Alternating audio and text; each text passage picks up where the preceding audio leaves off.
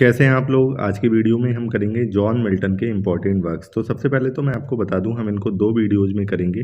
ठीक है, पहली वीडियो में हम इनके आधे वर्क्स करेंगे और अगली वीडियो में इनके आधे वर्क्स करेंगे। तो सबसे पहले जिनको नहीं पता उनको बता दूं, इनका जो लिटरेरी कैरियर है वो 3 पीरियड्स में डिवाइड किया गया है। ठीक है, पहले को हम मानते हैं 1632 से 1637 तक, जब ये अपनी यंग एज में थे और हॉटन में थे, तो इसको हॉटन पीरियड बोलते हैं।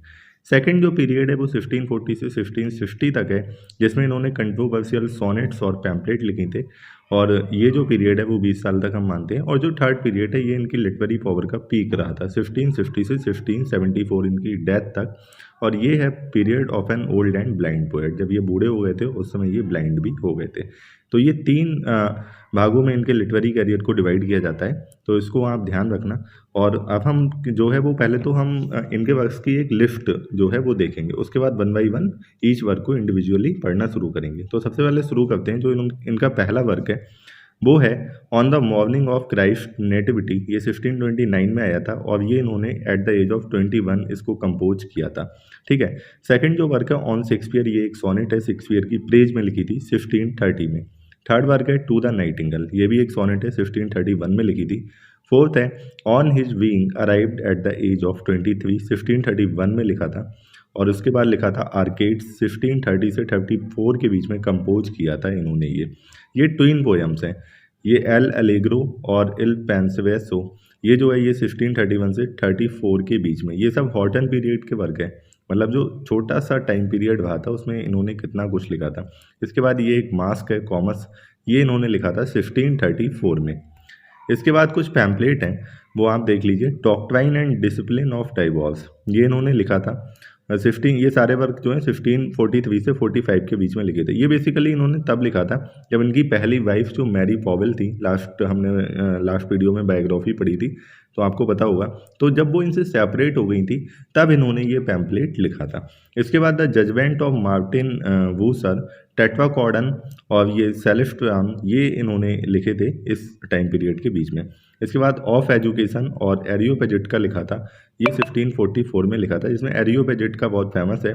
ये लिखा था इन्होंने फ्रीडम ऑफ प्रेस के लिए अपनी जो वॉइस थी वो रेज की थी। इसके बाद इन्होंने एक बहुत ही फेमस वर्क लिखा था 1649 में, that is the tenure of kings and magistrates. इसमें इन्होंने चार्ल्स फर्स्ट के एग्जीक्यूशन को सपोर्ट किया था, तो ये बहुत इंपॉर्टेंट है। और ये भी अक्सर पूछा जाता है, एग्नोक्लेस्टस, इसको इमेज ब्रेकर भी बोलते हैं, ये भी 1649 में लिखा था। इसके बाद ये लिखा था डिफेंसियो प्रो पॉपुलो, शायद यहाँ पे एन बन गया, एस होगा, एस या बनना शायद मैं बनाना भूल गया हूँ। डिफेंसियो प्रो पॉपुलो, ये 1651 में लिखा था। ये इन्होंने प्योरिटिनिज्म जो है उसके डिफेंस में लिखा था। डिफेंसियो सेकुंडा लिखा था 1654 में, डिफेंसियो प्रो से लिखा था 1655 में। और इसके बाद लिखा था इन्होंने the ready and easy way to establish a free commonwealth, ये इन्होंने 1660 में लिखा था। आगे देखते हैं पैराडाइज लॉस्ट, इनका सबसे पॉपुलर वर्क 1658 से 1665 के बीच में लिखा था। 7 साल लग गए थे इन्हें ये वर्क लिखने में, और ये फाइनली 2 साल बाद उसके पब्लिश हुआ था 1667 में विद 10 बुक्स। ठीक है, 10 बुक्स में ये पब्लिश हुआ था, और इसको रिपब्लिश कराया गया था 1674 में 12 बुक्स में। और उसमें क्या किया गया था, 7th और 10th बुक को स्प्लिट कर दिया गया था, कोई नई बुक नहीं ऐड की गई थी। जो 7th और 10th बुक थी उसको स्प्लिट कर दिया गया था 2 पार्ट में, इस तरह से 10 की 12 बुक हो गई थी। इसके बाद इन्होंने इसका सीक्वल लिखा था 1677 में, पैराडाइज वीगेंड, और ये इनका सबसे फेवरेट वर्क भी माना जाता है। सैमसन एगोनिस्टिस भी इसी साल इन्होंने लिखा था 1671 में, जो कि एक ग्रीक क्लोजेट ड्रामा है। अब इसकी बात करें, जो वर्क है animadversions upon the remonstrant's defence sonnet, how soon hath time on his deceased wife to the nightingale on reaching the age of 23, the massacre in Piedmont on his blindness. तो ये तो थी इनके work की list. I hope आपको समझ में आई होगी। जो भी चीज़ नहीं समझ में आ रही है आप कमेंट सेक्शन में कमेंट कर लेना, पूछ लेना, ठीक है। इसके बाद हम देखते हैं आगे इनके वर्क्स को वन बाई वन स्टडी करना शुरू करते हैं। हाँ, ये है पहला। तो पहला जो है on the morning of Christ nativity, इसको हम पढ़ते हैं। सबसे पहले तो इसमें किया क्या गया है, इसमें इन्होंने क्राइस्ट के बर्थ को सेलिब्रेट किया है और ये इन्होंने लिखी थी जो 25 दिसंबर 1629 1529 जो क्रिसमस थी उसकी मॉर्निंग को ये लिखी थी। ये सही से बन नहीं पाया है, ये मॉर्निंग है, ठीक है। 1529 क्रिसमस की मॉर्निंग में ये इन्होंने कंपोज की थी। उस समय मिल्टन बस 21 ईयर ओल्ड थे और इसमें स्पेंसर का इन्फ्लुएंस भी दिखता है, तो ये थोड़ा सा इम्पोर्टेंट जो है पॉइंट है। इसके बाद देखेंगे ये जो ओड है ये एक डिग्निफाइड लिरिक है और इट हैज़ 2 सेक्शंस, इसमें 2 सेक्शन है, ये भी आपको ध्यान रखना है। पहला इंट्रोडक्शन, दूसरा द हाइम, ठीक है। इंट्रोडक्शन में क्या है 4 स्टैंजाज हैं और हर स्टैंजा में कितनी लाइन है 7, और जो हाइम है उसमें 27 स्टैंजाज हैं और हर स्टैंजा में 8 लाइन है, ठीक है। उसके बाद इनकी हम ट्विन पोएम्स की बात करेंगे, एल एलेग्रो और एल पेंसिवेसो। तो एलेग्रो का मतलब होता है एक हैप्पी मैन और पेंसिवेसो का मतलब होता है मेलनकॉलिक मैन या सैड मैन, ठीक है। तो ये सबसे पहले तो ये ट्विन पोएम्स हैं, 1631 में लिखी थी। ये हॉटन जब वो हॉटन में थे तभी इन्होंने ये कंपोज की थी। ऑक्टास्लैविक कपलेट्स पे लिखी गई, ये इंपॉर्टेंट है और ये एक पेस्टोरल पोएम है। तो एल एलेग्रो स्पीकर है actually, tells us the life of a joyful man, ठीक है। It is the invocation to the goddess of mirth, ठीक है। जो गॉडेस ऑफ मर्थ है उसको इन्वोकेट करते हैं कौन, एलेग्रो। इसके बाद जो इसकी ट्विन पोएम है इसमें दूसरा आर्ग्यूमेंट है इनका, इल पेंसिवेसो, ये presents thought of a full man invocation to the goddess of melancholy. यहाँ पे ये मेलनकॉली के साथ है, वहाँ पे वो मर्थ के साथ थे, तो दोनों ही एक दूसरे के काउंटर पोएम है ये, फिर भी ट्विन पोएम है। और बाद में ये भी कहते हैं कि इन दोनों का होना जरूरी है लाइफ में। Il Penseroso the poet describes the pleasure of the meditative life of tragedy of epic poetry and music. This poem जो है ये कैसी है, प्यूरिटन है आउटलुक में। और एल एलेग्रो का मतलब क्या होता है, हैप्पी मैन इटालियन में, और पेंसिवेसो का मतलब होता है सीरियस मैन और मेलनकॉलिक मैन, ठीक है। आई होप इतना समझ में आया होगा। अब देखते हैं मास्क ऑफ कॉमर्स। ये जो मास्क है ये 1634 में लिखा गया था। इसके बाद इसको परफॉर्म किया गया था लडलो कैसल में before the earl of bridge water, ठीक है। इनके सामने इसको परफॉर्म किया गया था और इनके फ्रेंड्स के सामने। इसका सबटाइटल जो है वो ट्रायम्फ ऑफ वर्च्यू है। क्या है, ट्रायम्फ ऑफ वर्च्यू। तो ये जो पोएम है, ये पोएम जो है वो विक्ट्री है वर्च्यू अपॉन वाइसेस। ये स्टोरी है 2 वेदर्स और उनकी सिस्टर को बोला गया है द लेडी। इंपॉर्टेंट है, ध्यान रखना। क्या नाम था सिस्टर का, द लेडी। तो जो लेडी है she is lost in a journey through woods. जंगल में जब लोग यात्रा कर रहे थे तो वो खो जाती है, तो जब वो अकेली होती है तो उसे कॉमर्स, उसका सामना किससे होता है, कॉमर्स से होता है। कॉमर्स जो था वो ठीक नहीं था, डिवोर्स था। Is inspired by the god of वेबलवी, और वो क्या करता है, उसको सेड्यूस करने की कोशिश करता है। तो तभी गॉडेस ऑफ वर्च्यू आती हैं और दोनों भाइयों की मदद करती हैं। वो उसको भी, लेडी को फ्री करती हैं from the cruel hands of commerce. और इसी बीच क्या होता है, जो लेडी है वो क्या है, एम्बॉडीमेंट है किसका, प्योरिटी एंड चेस्टिटी का। तो ये छोटी सी कहानी थी इससे जुड़ी, इसको ध्यान रखना। अब हम बात करते हैं लाइसीडास की। जो लाइसीडास है वो इंग्लिश लिटरेचर की one of the most famous elegies में से एक है और बहुत ही इसको सराहा गया है इंग्लिश लिटरेचर में, तो इसको आपको ध्यान रखना है। तो ये एलिजी एक्चुअली है क्या, पेस्टोरल एलिजी है, ठीक है। 1640 ये गलत लग गया है, 1637। और ये क्या कमेमोरेट करती है, एडवर्ड किंग इनके कॉलेज फ्रेंड थे। जब ये क्राइस्ट कॉलेज में पढ़ते थे तो इनके फ्रेंड थे और वो डूब गए थे आयरिश सी में, तो उन्हीं की याद में ये एलिजी लिखी गई है। ये इर्रेगुलर राइम में लिखी गई है और written on the classical model of Theocritus and beyond. इनके क्लासिकल मॉडल पे लिखी गई है। इस पोएम में कितनी लाइन है, टोटल 193 लाइन्स हैं। ओके, अब आगे बढ़ते हैं ऑन शेक्सपियर एक सोनेट है, 1630 में लिखी गई थी। मिल्टन की ये पहली पब्लिश्ड पोएम थी। बहुत इंपॉर्टेंट पॉइंट है, इसको ध्यान रखना। It bears the title an epitaph on admirable dramatic poet W Shakespeare. तो इसमें कुछ लाइंस हैं जो कि पढ़ते हैं, इनकी प्रेज में लिखी हैं। Dear son of memory, great heir of fame, what needest thou such weak witness of thy name, what needs my Shakespeare for his honoured bones, the labour of an age is piled in stones, or that his hallowed relics should be his. वो कह रहे हैं कि labour of an entire age is piled in stones. Okay, तो ये Shakespeare की praise में इन्होंने ये लिखा था। ये सोनेट है एक, ध्यान रखना आप, और इनकी पहली पब्लिश्ड पोएम भी है। अब बात करते हैं एरियोपेजिटा की। ये एक पैम्पलेट है, 1644 में आया था और ये क्या बात करता है, ये फ्रीडम ऑफ प्रेस की बात करता है। हुआ क्या था, 1643 में एक लाइसेंसिंग ऑर्डर आया था जिसमें जो सेडिशियस या फिर जो ऐसी चीज़ जो पब्लिश नहीं होनी चाहिए, तो उनको सप्रेस करने के लिए ये लाइसेंसिंग ऑर्डर आया था 1643 में। लेकिन मिल्टन को ऐसा लगता है कि उसकी आड़ में बहुत सारी जो राइटर हैं उनकी वॉइस को सप्रेस किया जा रहा है, तो उन्होंने इसके विरोध में ये पैम्पलेट निकाला था और प्रेस की फ्रीडम की मांग की थी। ठीक है, तो एरियोपेजिट का उसी से रिलेटेड है, speech for liberty of unlicensed printing to the parliament of England, advice किया था पार्लियामेंट ऑफ इंग्लैंड को। तो मिल्टन ने लाइसेंसिंग और सेंसरशिप को अपोज किया था। उन्होंने कहा था जो लाइसेंसर होगा वो अपनी पावर का मिसयूज करेगा। ठीक है, तो उन्होंने इसको अपोज किया था। और ये जो टाइटल है वो ग्रीक वर्ड एरियोपैगस से है, जो कि एक माउंटेन का नाम था। ठीक है, चलो आगे पढ़ते हैं। The tenure of kings and magistrates, ये 1649 में आया था। मिल्टन ने इसमें चार्ल्स फर्स्ट के असैसिनेशन को सपोर्ट किया था जब उन्हें एग्जीक्यूट कर दिया गया था। हुआ क्या था, 1642 में एक सिविल वॉर छिड़ा था। पार्लियामेंटेरियन और रॉयलिस्ट जो थे वो चार्ल्स फर्स्ट के सपोर्टर थे, और पार्लियामेंटेरियन जो थे उनके अपोज में थे, वो मोनार्की के विरोध में थे।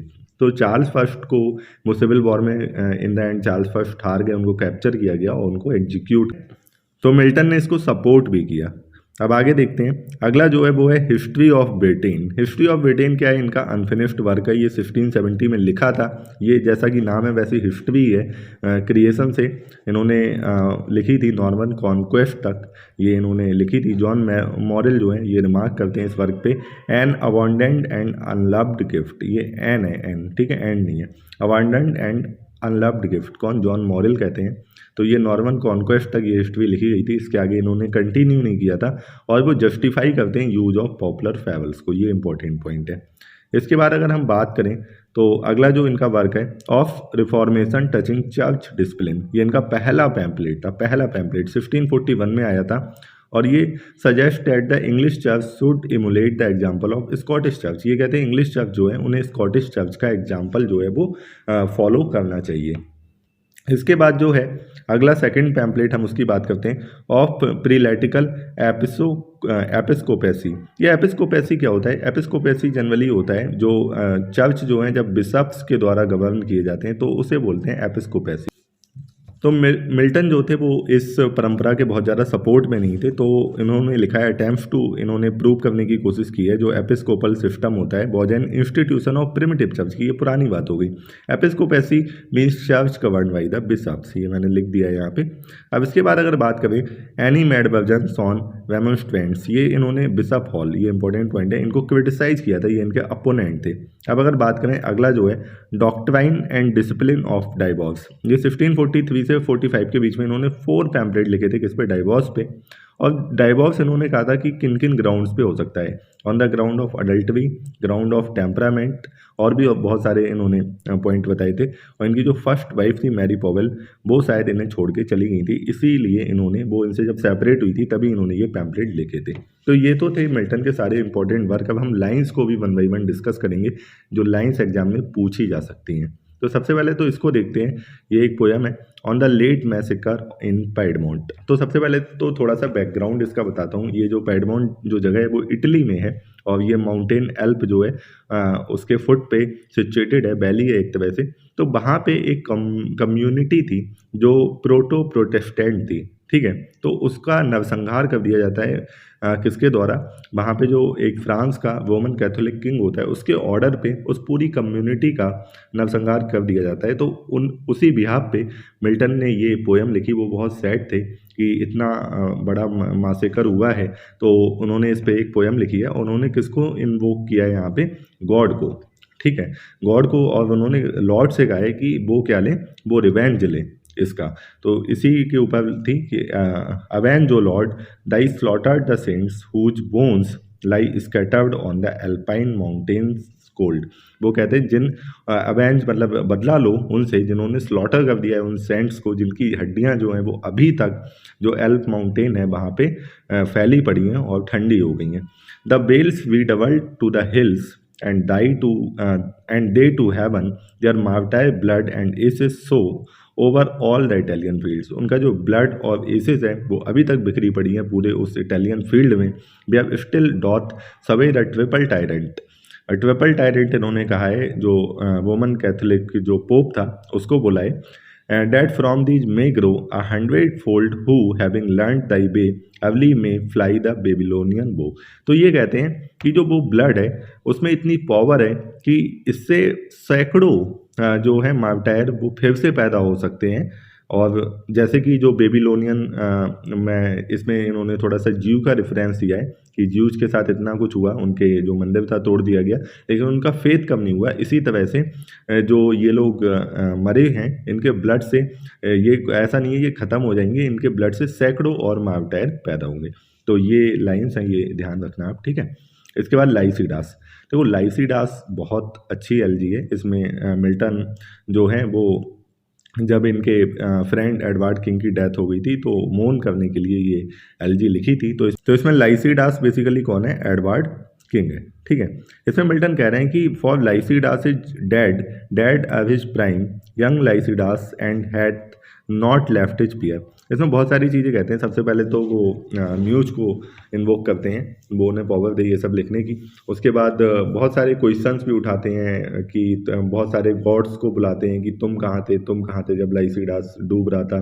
फिर बहुत सारे गॉड्स जो हैं वो मोन करने भी आते हैं लाइसीडास के लिए। तो बहुत सारी चीज़ें। उसके बाद वो जो सेपर्ड्स होते हैं या जो भी होते हैं उनसे कहते हैं कि ऐसी रोने की कोई बात नहीं है। बाद में वो ये भी कहते हैं कि हमें नहीं मतलब दुख शोक नहीं जताना चाहिए, जो वो है वो तो एक बहुत ही हाई अथॉरिटी के पास चले गए, वहाँ जहाँ भी होंगे वहाँ वो खुश होंगे। तो इस तरह की कुछ है, तो इसको हम देखते हैं। सबसे पहले यहाँ पे जो लाइन है, who would not sing for Lycidas. Lycidas के लिए कौन नहीं गाएगा? Weep no more woeful shepherds weep no more. वो कहते हैं अब और बिलाप मत करो और शोक मत जताओ। For Lycidas your sorrow is not dead sunk though he be beneath the watery floor so Lycidas sunk low but mounted high. वो कहते हैं वो नीचे डूब गए हैं लेकिन वो बहुत ऊपर उठ गए हैं, बहुत ऊपर चले गए हैं। तो वो the dear might of him that balked the babes, hence with denial vain, and coy excuse, so may some gentle muse, with lucky words, favor my destined arm.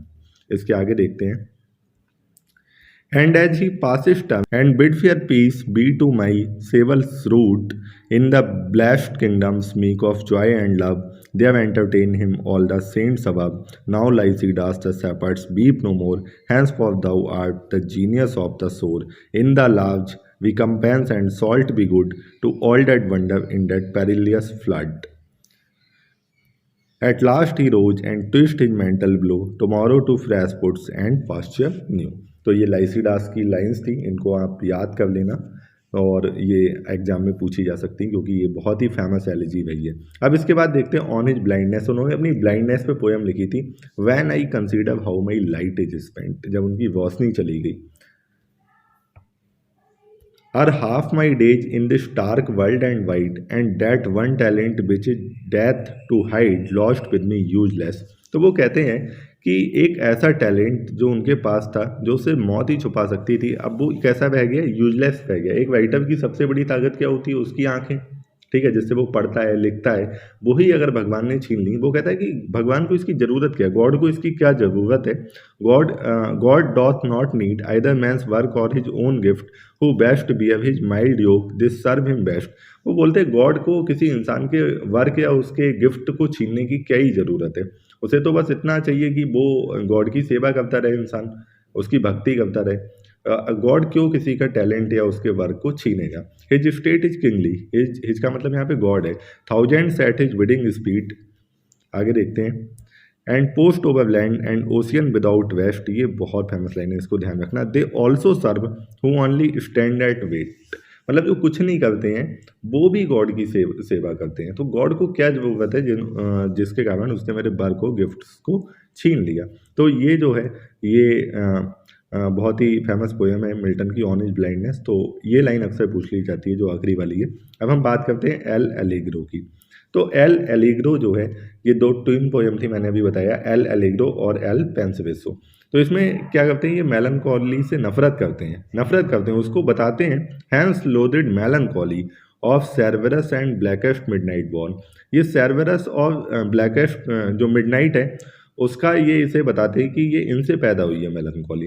ये जनरली जो गेट हेल के gate थे उन पे guard करता था ये Cerberus, और बताते हैं ऐसा ग्रीक मैथोलॉजी में शायद बताते हैं कि सेर्वरस और मिडनाइट ने बहुत सारे मॉन्स्टर्स को जन्म दिया था।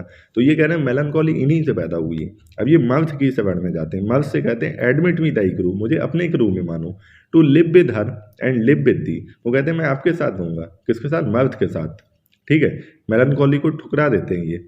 इन unreproved pleasure free and ever against eating cares, lap me in soft Lydian ears, married to the immortal verse, these delights if thou can't give mirth with thee I mean to live. वो ये सारे delight की बात करता है और वो melancholy से कहता है अगर तुम ये सब मुझे नहीं दे सकती तो मैं मर्थ के साथ रहूंगा। ठीक है, अब इसी की काउंटर पोएम है यहाँ पे। तो ये मर्थ के इतने आर्गूमेंट प्रेजेंट करते हैं, लेकिन अगली पोएम में ये मेलनकॉली को हेल करते हैं भाई। ठीक है, तो ये दोनों ट्विन पोएम है, इनमें काउंटर आर्ग्यूमेंट दिए गए हैं। अब ये कहते हैं हैंस वेन डिलूडिंग जॉयज। अभी जिन ये प्लेजर और जॉयज की बात कर रहे हैं उसको ये वेन एंड डिलूडिंग बोल देते हैं। वेन मतलब बेकार, व्यर्थ, डिलूडिंग मतलब भ्रमित करने वाले। ठीक है, और आगे क्या कहते हैं? The brood of folly without father bred, but hail thou goddess sage and holy, hail divinest melancholy. Melancholy को हेल करते हैं ये। आगे देखते हैं और तारीफ में क्या क्या कहते हैं। Come pensive nun devout and pure, sober street fast and demure, all in a robe of darkest queen, flowing with majestic twain, riding near her highest noon like one that had been led astray through the heavens wide pathless way, and often as if her had seaboard। इसके आगे देखते हैं। Stopping through a fleecy cloud, but let my dew feet never fail to walk the studious cloister pale, dissolve me into ecstasies and bring all heaven before mine eyes। कि वो कहता है मेरी आंखों के सामने सारे हेवन ले आओ, मुझे खुशियों में डिजॉल्व कर दो। एक्सटेसीज मतलब क्या होती हैं? खुशियाँ होती हैं। ठीक है, इसके आगे कहते हैं and may at last my weary age find out the peaceful hermitage, the hairy gown and mossy cell. वो कहते हैं जब मेरी एज मतलब बियरी एज मतलब जब मेरी एज हो जाए, जब मैं बूढ़ा हो जाऊं तो मेरे लिए एक पीसफुल हर्मिटेज ढूंढो। ठीक है, तो ये पूरी जो पोएम थी ये ट्विन पोएम्स थी, काफ़ी फेमस पोएम है। तो इसी के साथ आज की वीडियो हम यहीं पे ख़त्म करते हैं। जो अगली वीडियो है उसमें हम पढ़ेंगे Paradise Lost, Paradise Regained and Samson Agonistes. तो चलिए मिलते हैं अगली वीडियो में। Thank you.